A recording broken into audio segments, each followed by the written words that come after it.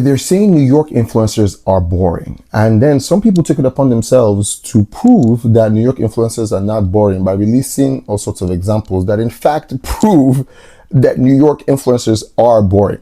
And it's no surprise as to how we got here. We just came to a place where more people are wearing New York as an accessory than a statement piece. You understand what I said?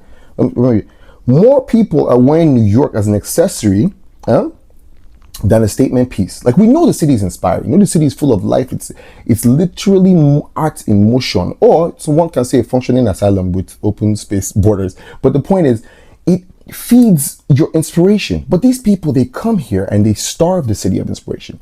They feed on it, but they give the city back nothing. Okay? You come here with your nose down just to turn your nose up at it. It doesn't work that way, and it'll show in the content.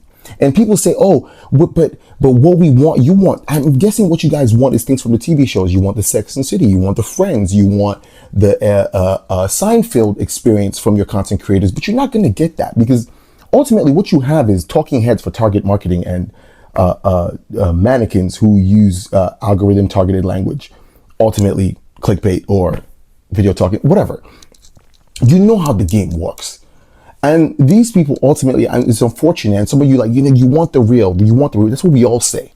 And also, it's so sad when we come to this weird zeitgeist, or should I say meta situation, where like you have people who are ingesting the fake, supporting the fake, saying that they want the real and they want the authentic. Like there's not, like it doesn't exist.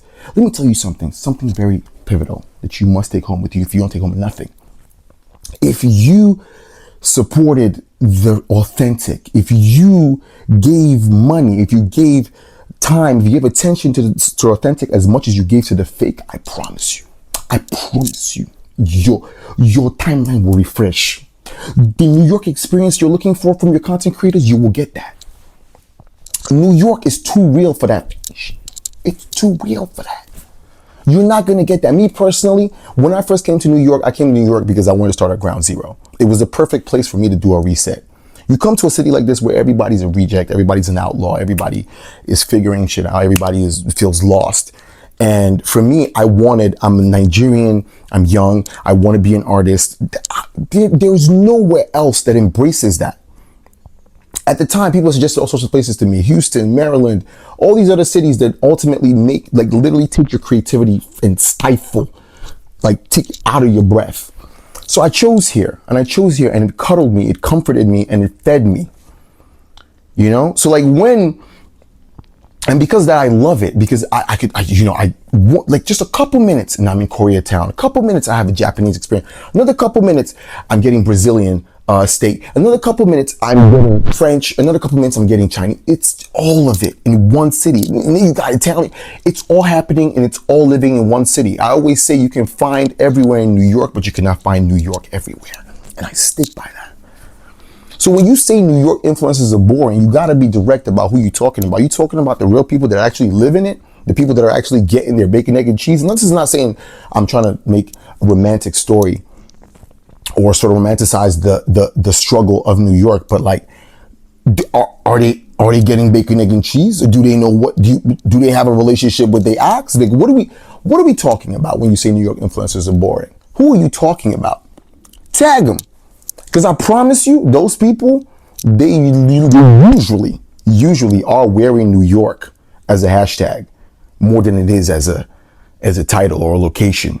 You know, it's more of an aesthetic than anything else. The real New York experience you're not going to get from the internet. I promise you that. And I'm sorry. You might get it from a couple of food bloggers. I've seen a couple of them around, and a couple of rappers who will give you a full New York experience, but you're never going to get all of it. You know, not to even mention, I'm African. The African community here. Where else would you get this much culture and this much variety? I can't tell you. But New York influencers are boring. Nah, the ones you supporting are boring. The place that you found that out because you sat there and you've given them your time, given them your money, and you sat down and you, hey, wait till. Got them. They got you. They got you.